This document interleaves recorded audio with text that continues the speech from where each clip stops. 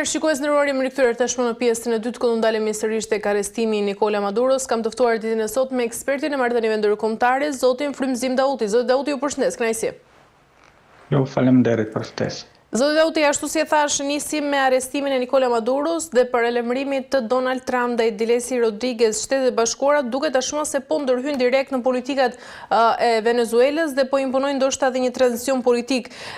Ju si e shihni, a është vërtet kjo ndërhyrje një shkelje e hapur e suverenitetit të Venezuelës dhe nga ana tjetër cili është dhe mesazhi që i dërgon qeverive të tjera të Amerikës Latine që mund të sfidojnë ndoshta dhe interesat amerikane? Po, bëhet fjalë për një tentim për ndrim të regjimit në Venezuelë. Është kjo politike vjetër e SBA-s, të cilët ata qeveri që nuk ju pëlqejnë apo që kanë konflikt me interesat amerikane, përpiqen që t'i ndrojnë pushtetet.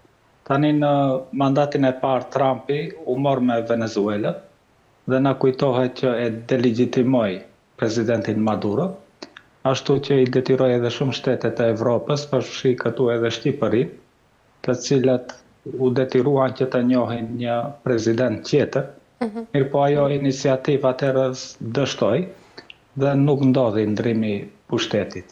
Tani në mandatin e dytë, kuptohet që tentativa vazhdoi, ai u përpoq që nëpërmjet bisedimeve, negociatave, që të vidë në ndrim të pushtetit. Neve na kujtohet edhe Grenelli ishte dhe u takua me Venezuelën si përfaqësuesi Trumpit.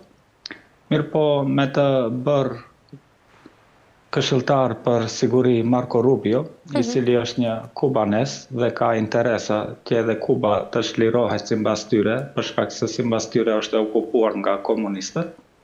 Ata tani me seriozitet më të madh u përpoqën që ta ndrojnë regjimin në Venezuelë dhe nuk ka dyshim që ishte një sukses i mahnitshëm, do të kisha thënë, i amerikanëve në kapjen dhe kidnapimin apo rrëmbimin e presidentit Maduro. Dhe për mendimin tim, edhe pse ne shiqojmë disa fotografi se fjala bombardohet Karakasi, që në fakt edhe është bombarduar, po nuk besoj që ajo ishte një aksion ushtarak për kapjen e Maduros. Mendoj që më shumë ishte për show, një mbulesë e kidnapimit të presidentit Maduro.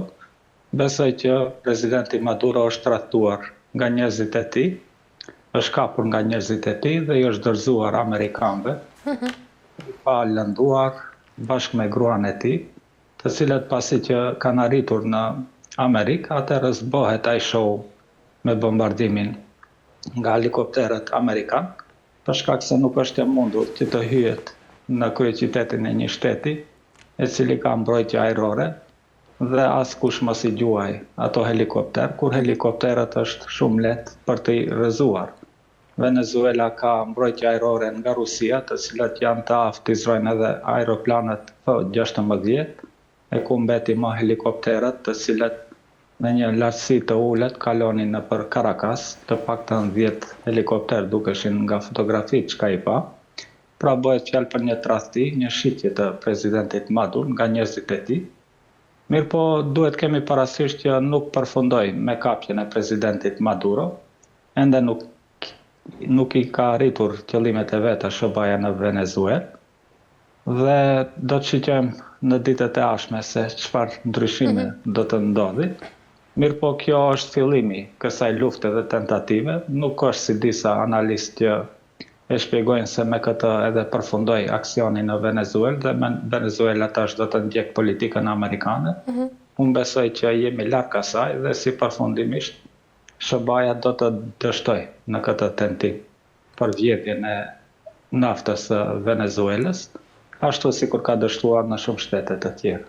E qartë. Zoti Dauti, nga ana tjetër, Donald Trump ka deklaruar se do ta drejtojë vendin derisa të jetë i mundur një tranzicion i sigurt sipas tij dhe premtoi se kompanitë amerikane të naftës do të përfitojnë nga infrastruktura e Venezuelës. A është vërtet ky veprim një shembull i qartë i politikës po quajtur neokoloniale, ku një superfuqi e përdor pushtetin ekonomik për të kontrolluar burimet dhe politikat e një vendi tjetër? Po, është pikërisht kthim në periudhën koloniale. Mirë po Trumpi nuk është i aftë ta administroj shtetin e tij, e ku mbeti ta administroj Venezuelën me 30 milion banor, shumica e të cilëve janë të varfër dhe kanë kërkesa të ndryshme, pra është e pamundur që prej Washingtoni të administrohet edhe Venezuela.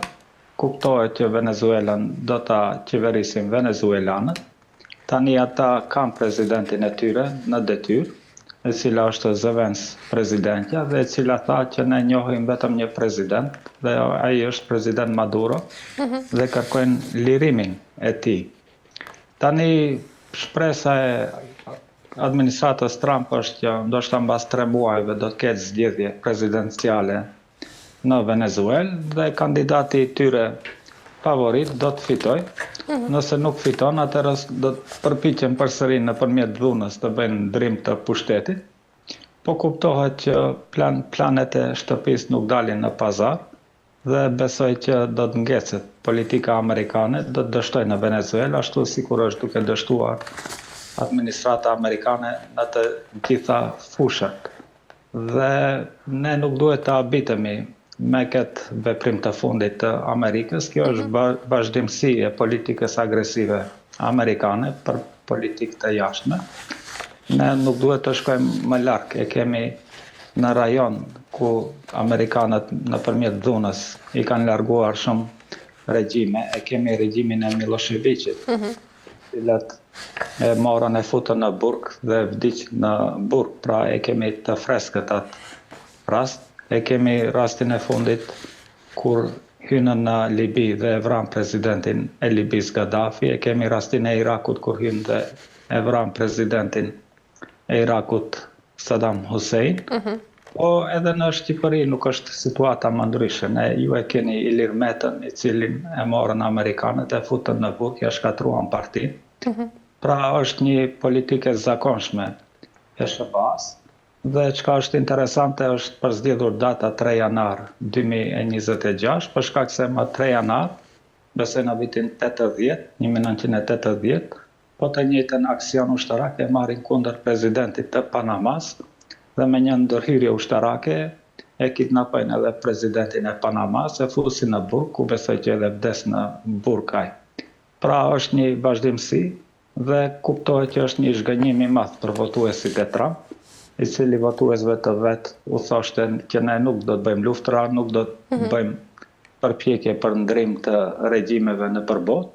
Po nga ana tjetër është edhe sinqeriteti i fjalëve të presidentit Trump, i cili hapturazi thotë që ne shkuam